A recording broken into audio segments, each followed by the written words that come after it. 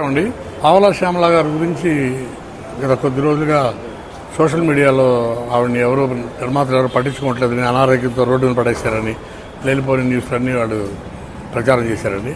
ఇది దిల్రాజు గారి దృష్టికి వచ్చి దిల్రాజు గారు ఇవాళ మమ్మల్ని పంపించారు. హాస్పిటల్కి ఇక్కడికి వచ్చామండి. ప్రసాద్ హాస్పిటల్స్, ప్రగతి నగర్, కుక్కడపల్లి.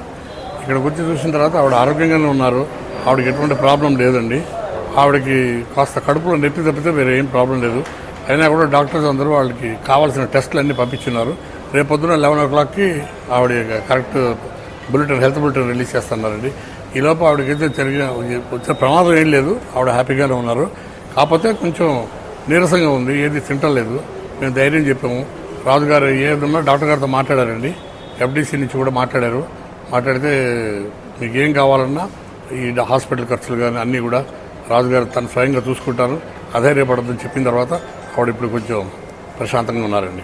మేబీ 2-3 డేస్లో ఈ టెస్ట్ అన్నీ వచ్చిన తర్వాత కావాల్సిన మెడికేషన్ చేసి ఆవిడ డిశ్చార్జ్ చేసేస్తారండి. ఆవిడ గురించి లేనిపోయిన అపోహలని ఏమీ అవసరం లేదండి. She is all right.